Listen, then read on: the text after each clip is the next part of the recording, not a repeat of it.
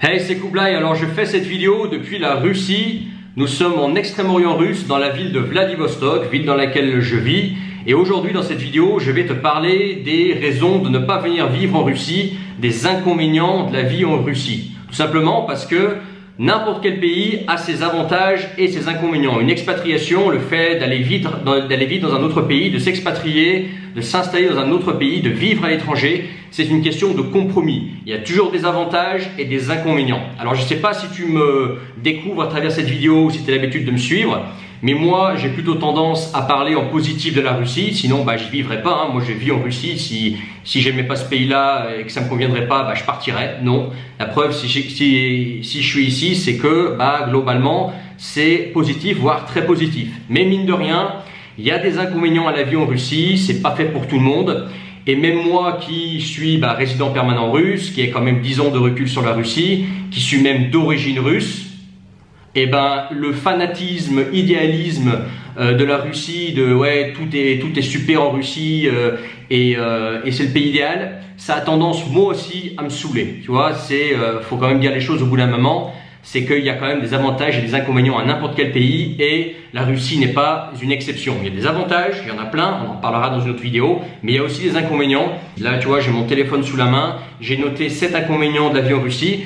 Je vais commencer par l'inconvénient, on va dire, par les inconvénients les moins chiants et je vais finir par les vrais inconvénients les plus chiants en Russie. Premier inconvénient de la vie en Russie, l'inconvénient, on va dire, le moins pire, le moins chiant entre guillemets. Premier inconvénient de la Russie, c'est que c'est une expatriation plus complexe que dans d'autres pays. Très clairement, en Russie, tu n'es pas en Union européenne et si tu veux t'installer ici, il va falloir passer par de la paperasse, par de l'administratif, des visas, permis de séjour, etc. Et ça prend un peu de temps, etc. Alors, effectivement, si tu cherches une expatriation fastoche, tu restes en Union européenne, tu vas par exemple, tu quittes la France pour, je sais pas, pour la Pologne, c'est beaucoup plus facile que de venir en Russie. L'avantage quand même aujourd'hui, c'est qu'en Russie, il y a nous, les nouveaux Russiens, et que si tu veux être accompagné et savoir ce que tu fais et bien faire les choses, tu peux nous rejoindre dans la description. Tu as le lien vers les nouveaux Russiens et finalement tout ce qui est barrières administratives, culturelles, etc. de comment ça marche.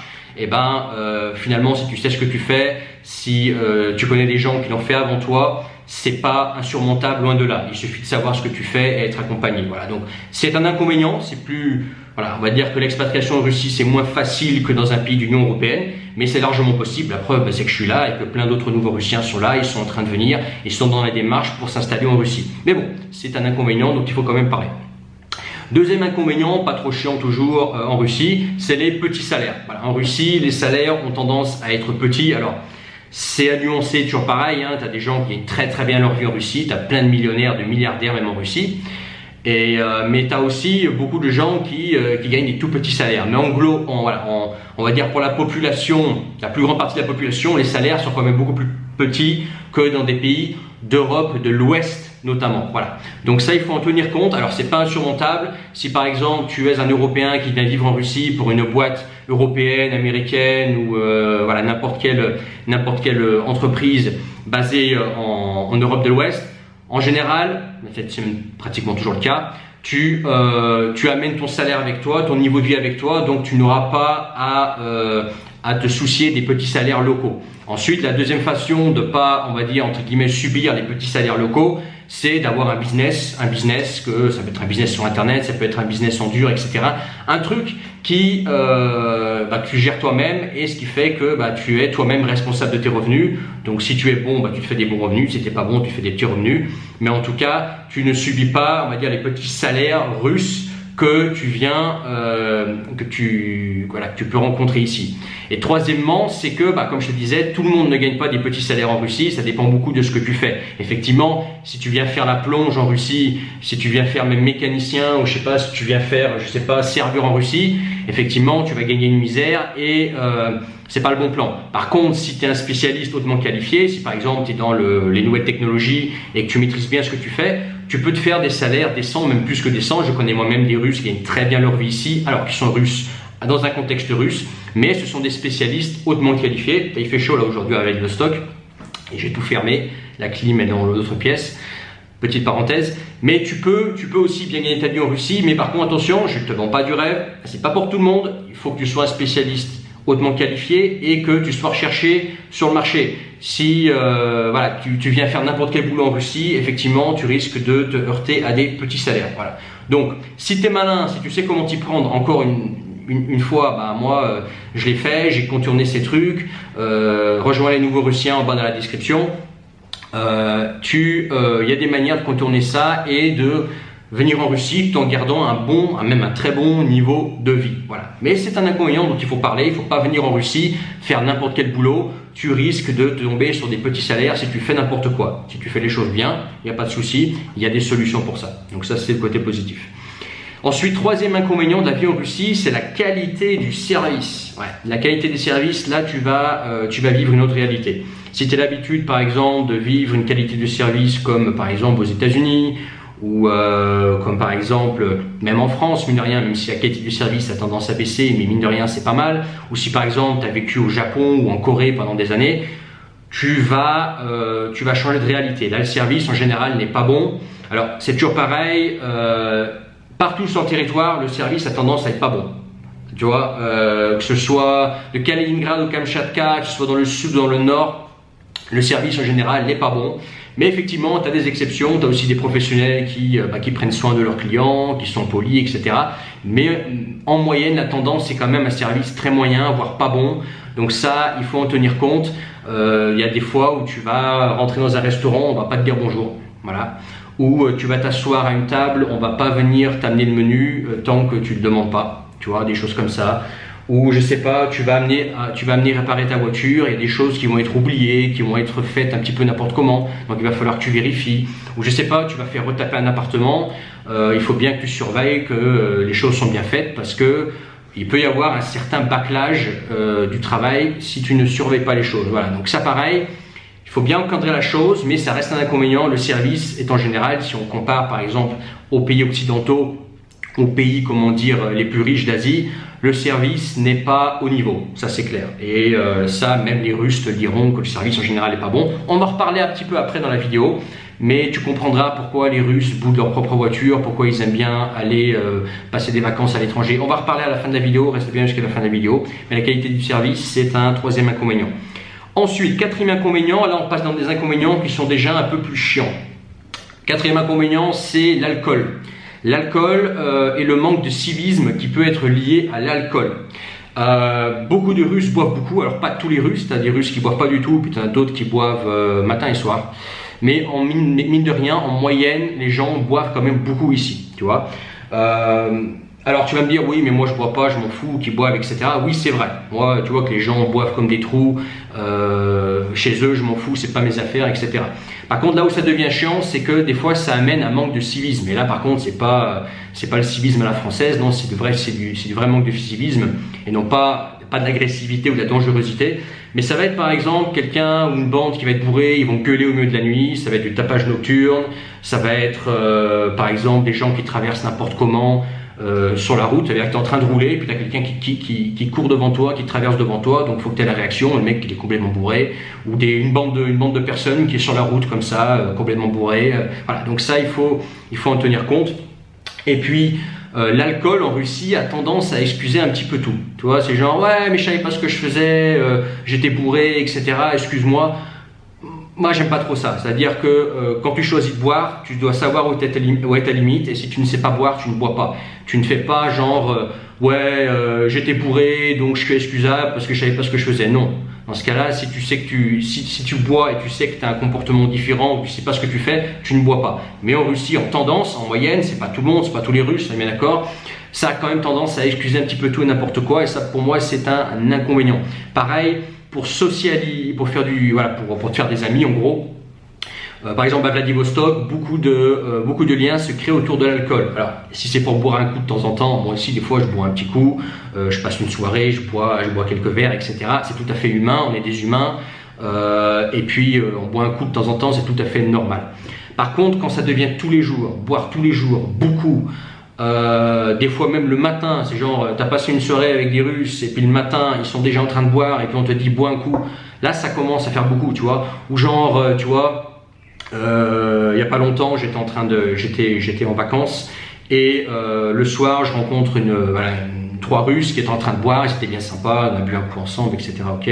Le lendemain, je me lève à 8h30, ce qui est tôt pour moi. Je vais prendre mon café donc dans la cafette qui fait partie de l'hôtel, et puis ils étaient déjà en train de boire des canons, etc. Puis ils me disent, bah, tu veux pas boire un coup? Je fais non, attends, moi, ça va le matin, je bois pas. Et puis surtout, je vais prendre le volant. Là, tu vois, je vais quitter l'hôtel, je vais prendre le volant. Et puis le mec, il me dit, ah, malade. Tu vois, c'est genre, allez, ça va, prends un coup, tu vois, personne. Ça, non. Tu vois, genre, boire. L'alcool au volant, c'est aussi un problème que tu peux trouver en Russie. On va en parler un peu plus tard dans la vidéo. Mais l'alcool au volant en Russie, ça existe beaucoup et tu as beaucoup d'accidents. Alors c'est toujours relatif beaucoup ce que ça veut dire, mais plus qu'ailleurs, tu entends parler d'accidents de personnes qui étaient bourrées au volant, qui roulaient n'importe comment parce qu'ils étaient torchés, quoi. Donc l'alcool, c'est un problème en Russie, il faut en tenir compte. Même si toi tu ne bois pas, que tu n'es pas dans les beuveries, ça amène un manque de civisme et des problèmes comme alcool au volant, des gens qui gueulent au milieu de la nuit, des gens qui font n'importe quoi, etc.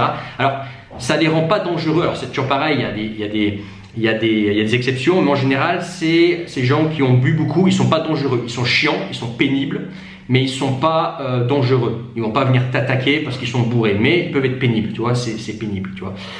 Voilà, donc on parle vraiment de manque de civisme. C'est pas manque de civisme pour dire criminalité. Non, c'est pas ça. C'est vraiment un manque de civisme. Le mot civisme est vraiment bien employé dans ce cas-là.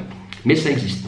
Donc ça, c'était le quatrièmement. Cinquièmement, aussi un problème bien chiant en Russie, c'est les routes dangereuses. Il y a beaucoup d'accidents en Russie.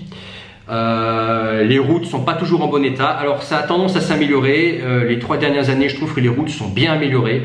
J'ai été dans pas mal de régions en Russie, pas toutes bien évidemment, mais je trouve que les routes s'améliorent. Il y a de moins en moins de routes vraiment défoncées. Ça existe toujours. Si tu vas loin dans les campagnes, les routes sont pas toujours au top, mais c'est normal, le territoire est tellement immense, t'imagines le fric qu'il faut dépenser pour que toutes les routes russes soient bien, donc ça je peux comprendre. Par contre, il y a pas mal de comportements au volant à la con, quoi. Genre des mecs qui roulent très très vite en ville, mais genre à des vitesses hallucinantes. Par exemple, des gens, toi tu veux traverser, t'as un zébra devant toi là, et il n'y a personne qui te laisse passer.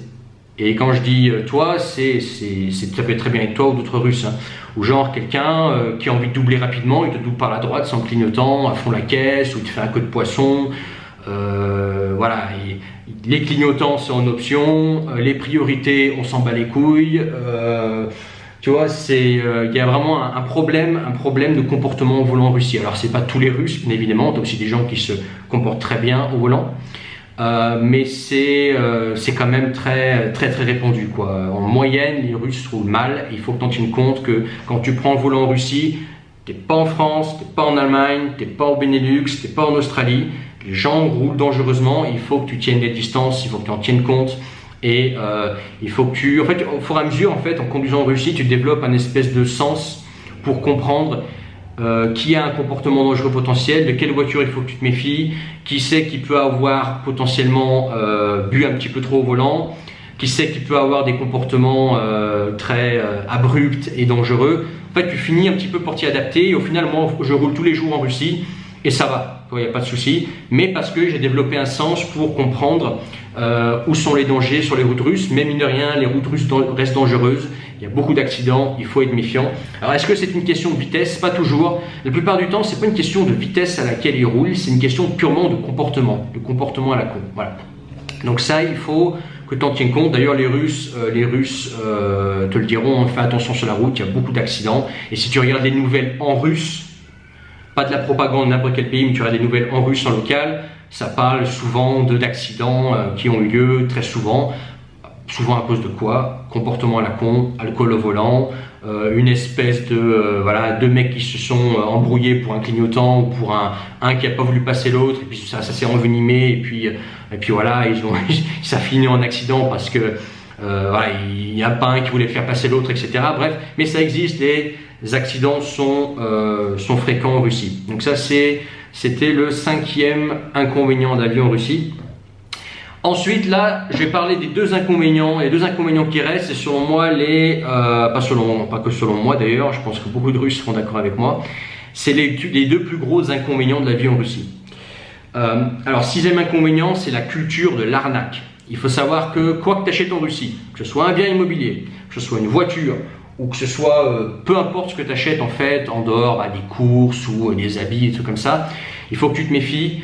Il y a quand même une culture de l'arnaque. Et c'est pas que pour toi parce que tu es étranger, c'est pas parce que tu es étranger qu'on va avoir tendance à essayer de t'arnaquer, c'est non, les Russes s'entubent entre eux aussi.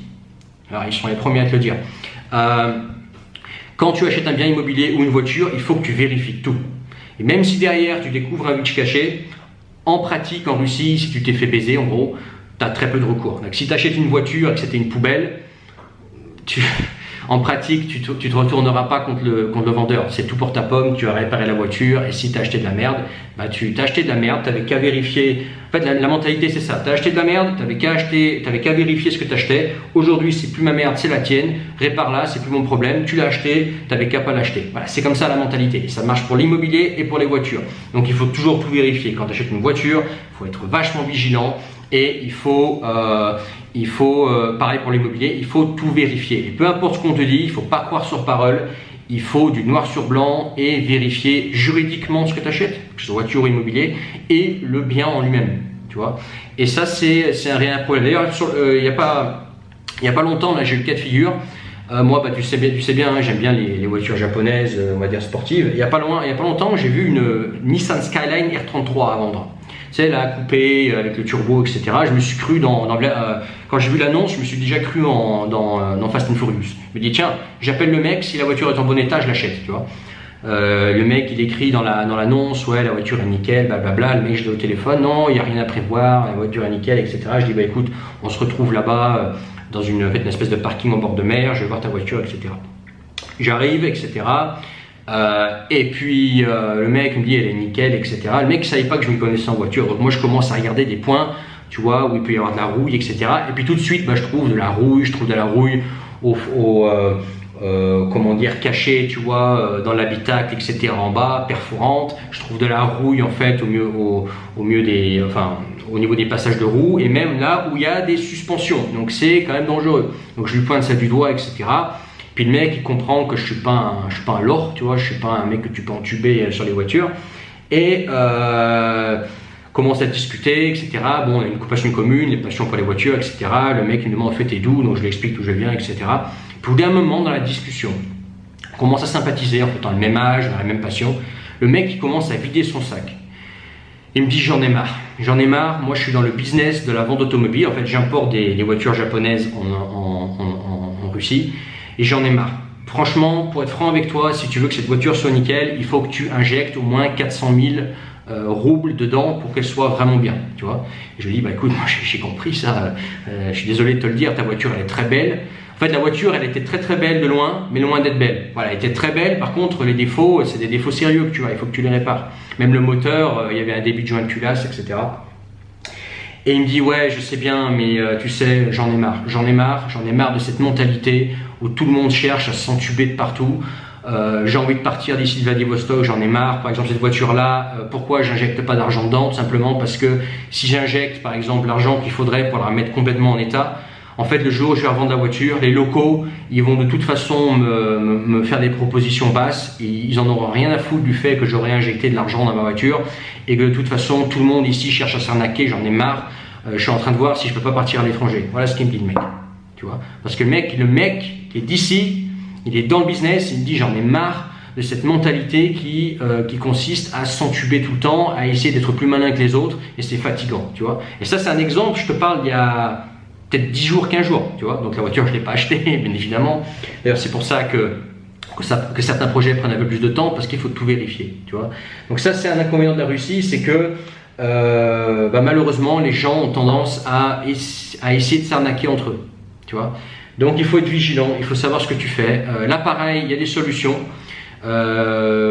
L'arnaque, une fois que tu comprends comment on essaie de t'arnaquer et comment quels sont en général les points sur lesquels on peut t'arnaquer, que ce soit pour les voitures, que ce soit pour l'immobilier. Une fois que tu as compris ça, si tu as la chance d'avoir les bons contacts avec toi, moi c'était mon cas par exemple pour l'immobilier, j'ai la chance d'avoir des membres de ma belle famille qui sont en IMO, donc sans eux, peut-être que je me serais fait arnaquer, peut-être. Donc eux savent très bien comment il faut faire. Pour les voitures, j'ai plutôt, comment dire, la chance de m'y connaître et de m'être renseigné un petit peu avant et d'avoir eu des potes par exemple en Sibérie qui me disaient attention, fais ci, fais ça, etc. Mais voilà, une fois que tu sais comment on peut t'arnaquer, comment ça se passe en général, tu peux détourner ça. Et aujourd'hui, moi, c'est très difficile de m'arnaquer. Il faut vraiment, je suis hyper méfiant, je m'en fous de ce que tu me racontes. Ouais, blablabla, c'est comme ça. Non, je veux du noir sur blanc, je vais vérifier juridiquement ce que j'achète. S'il n'y a pas un lézard là-dedans, une voiture que je ne peux pas mettre à mon nom, ou un bien immobilier où il y a un loup. Et je vais vérifier également le bien, que le bien soit en bon état et que il n'y a pas un loup, même si ça brille bien, je m'en fous, je vais chez un mécanicien, chez un carrossier pour vérifier, si jamais j'ai un doute, je mets les mains dans le cambouis s'il faut. Pour le bien immobilier pareil, on y va à plusieurs, avec des contacts qui savent bien ce qu'ils font, pour être sûr d'éviter ces arnaques, parce que ça arrive souvent. Voilà. Et c'est pas, je tiens à préciser, c'est pas parce que tu es étranger qu'on va essayer de t'arnaquer, non, c'est entre eux, ils sont comme ça malheureusement. C'est que le business long-termisme, ici, la relation long terme, malheureusement, c'est pas toujours le cas. La plupart du temps, c'est je vais essayer de l'entuber. Malheureusement, c'est comme ça. Alors, ça, c'est une partie de la mentalité dont il faut tenir compte. C'est comme ça. C'est pas politiquement correct quand on parle de Russie, parce que c'est pas très joli à entendre, mais malheureusement, c'est la réalité. Toujours pareil, il y a des moyens de contourner ça et de savoir ce que tu fais, mais mine de rien, ça rend les transactions et l'achat de choses lent, fatigant, éprouvant, et voilà quoi, tu vois, tu veux acheter quelque chose, c'est beaucoup de recherche, le premier coup en général ça va pas, tu vas trouver un lézard, c'est fatigant, l'autre en face de toi, tu peux pas lui faire confiance, c'est fatigant, éprouvant, mais au fur et à mesure on y arrive.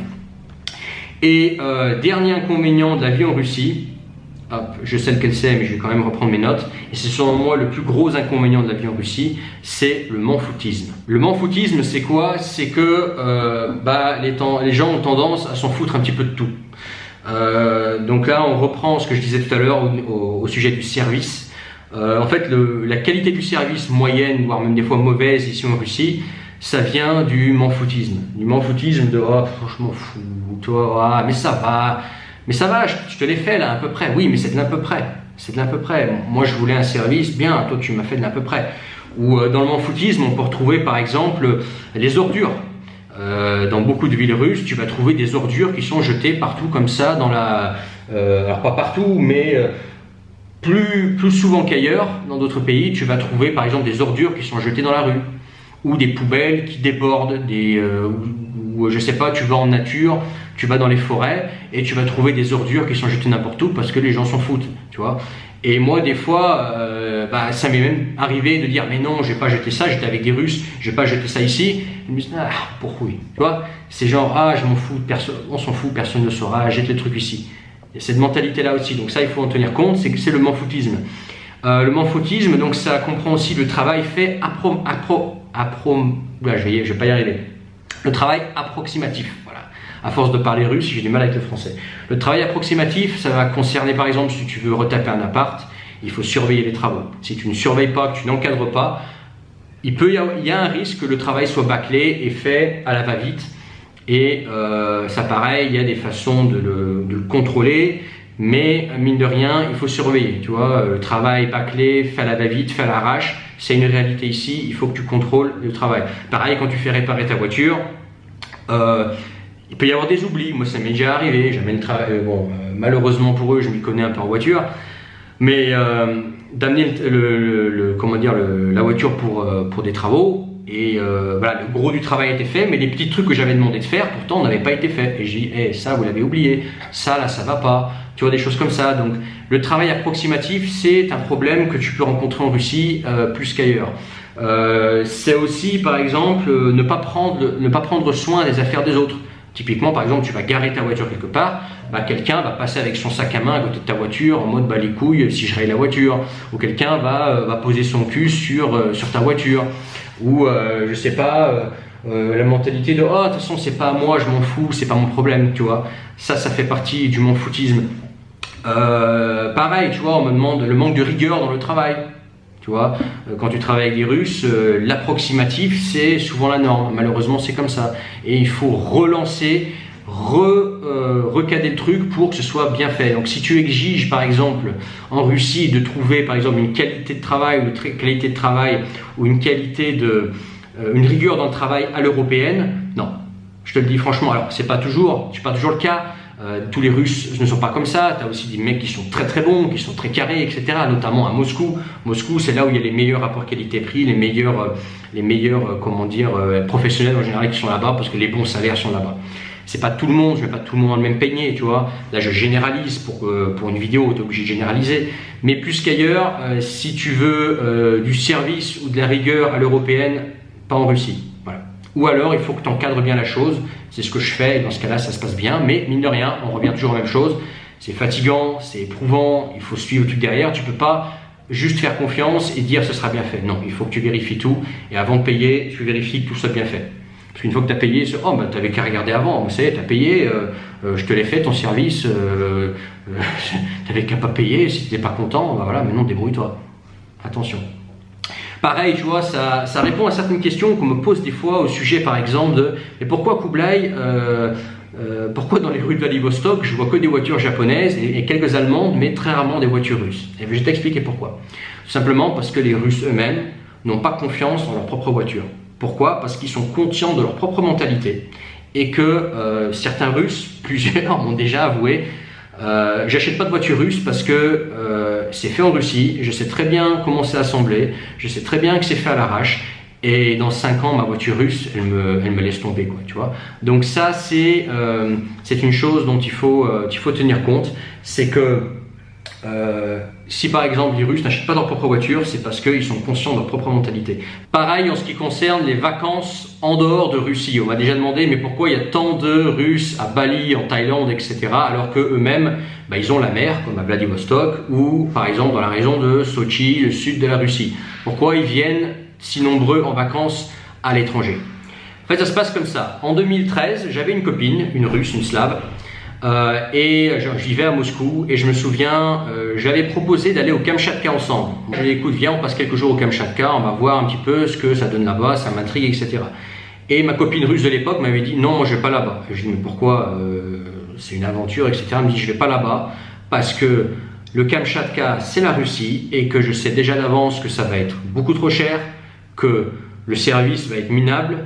Et je me souviens en 2013, moi j'avais trouvé ça exagéré. Je me dis ah peut-être que je suis tombé sur une Russe qui aime pas trop la Russie ou je sais pas quoi. Alors que c'était pas vrai, tu vois. Elle s'en foutait d'aller vivre en Europe, etc. Elle était plutôt satisfaite de la Russie, mais elle m'avait mis au courant de cette réalité-là. Et moi je pensais qu'elle exagérait. Et donc maintenant on est en 2021, donc ça fait 8 ans. Aujourd'hui 8 ans, et après je dois donner raison à cette fille. Parce que moi aussi, j'ai pas mal voyagé en Russie, que ce soit dans le sud-ouest de la Russie, donc sur la côte de la mer Noire et sur la côte, on va dire, de l'océan Pacifique, Sakhaline et la région de Vladivostok. Et puis également, par exemple, l'hiver, etc., les stations de ski, etc. Et pareil, j'en ai parlé avec d'autres Russes, etc., pourquoi ils aimaient tant partir à l'étranger, y compris certains Russes qui me sont très proches, qui me disent toujours ah non moi je vais pas, en vacances je vais pas en Russie, je vais à l'étranger. Et pourquoi? Tout simplement parce que le service n'est pas au niveau. Le service n'est pas au niveau tout simplement parce que peu importe où tu te trouves sur le territoire russe, tu vas retrouver ce m'en-foutisme. C'est aussi quelque chose que j'ai pu vérifier moi-même au fur et à mesure des années. J'ai quand même 10 ans de recul sur la Russie et beaucoup de Russes m'en ont parlé de ça.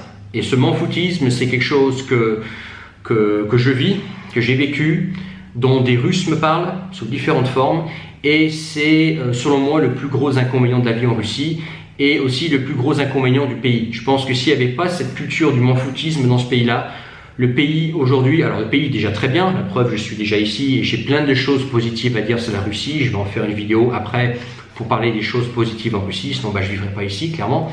Mais ce m'en-foutisme s'il n'était pas là, putain la Russie ce serait encore à un autre niveau. ce sera encore un autre niveau. Il y aurait une économie de voitures, il y aurait les Russes achèteraient leur propre pays, ils achèteraient leurs propres produits, pardon.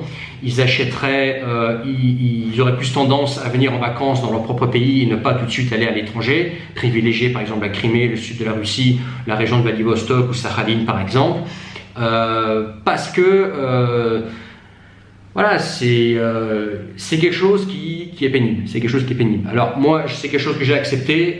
Il y a tellement d'avantages à être ici que ce m'en foutisme, je passe outre. Mais c'est une réalité. Ce serait te mentir, te dire que ça n'existe pas. Et je pense que c'est bien que des gens comme moi qui sont en Russie, qui te montrent plein de vidéos de Russie, qui te parlent beaucoup de la Russie en positif, et c'est quelque chose que je pense sincèrement. C'est aussi bien, tu vois, de dire des fois aussi les inconvénients qu'il y a dans un pays, pour que les gens sachent à quoi s'attendre et surtout pour ne pas vendre du rêve. C'est-à-dire des gens qui vont se faire une idée de la Russie très idéalisée, très biaisée, qui vont arriver ici, qui vont se confronter à ces réalités-là et qui ensuite peuvent te dire « ouais, maintenant tu m'as pas prévenu que ce serait comme ça, etc. etc. » Surtout que sur YouTube, par exemple, ou sur d'autres réseaux sociaux, quand il s'agit de n'importe quel pays finalement, les mecs qui sont dans les pays, ils ont tendance à très vendre le pays, à très mettre en avant les avantages. Et trop rarement, ils parlent des inconvénients. Par exemple, moi j'ai vécu 2 ans en Thaïlande. Il y a plein d'avantages à la Thaïlande, je suis tout à fait d'accord avec ça, mais il y a aussi des inconvénients. Et vendre que le positif, pour moi, je trouve que c'est pas correct. Il faut aussi des fois parler des inconvénients. C'est pour ça que j'ai fait cette vidéo, pour parler des inconvénients, pour que tu saches, de quelqu'un qui a 10 ans de recul en Russie, qui est résident permanent russe, qui est heureux de vivre ici, qui est quand même d'origine russe, donc il y a quand même la fierté un petit peu qui est dedans, hein. Mais il faut aussi dire les choses. Et aujourd'hui, voilà, je t'ai fait une vidéo avec les 7 inconvénients de la vie en Russie. Bien évidemment, la Russie, ce n'est pas que ça, il y a plein d'avantages. On va en parler dans une prochaine vidéo. Si toi, tu veux aller en Russie et faire les choses bien et éviter justement tout ce qui est arnaque, que ce soit pour la voiture, l'immobilier, les problèmes de paperasse, etc., les complications liées au fait que le pays soit nouveau, etc., rejoins les Nouveaux Russiens dans la description, le premier lien. Également à la description, tu vas trouver la lettre d'Eurasie qui sont mes contacts privés. Ce sont des messages que je ne divulgue pas publiquement, qui sont uniquement réservés aux personnes qui font partie de la lettre d'Eurasie, donc dans la description. Et également, je te mettrai un lien vers mon Telegram. Laisse-moi des commentaires en bas de cette vidéo pour donner ton avis. Bien évidemment, si toi tu as vécu en Russie, si tu n'as jamais vécu en Russie, que tu n'y connais absolument rien, ça ne sert à rien de cracher sur ce pays dans les commentaires. Ça, c'est une petite chose que je voulais dire. Je crois que j'ai tout dit. À très bientôt pour une autre vidéo.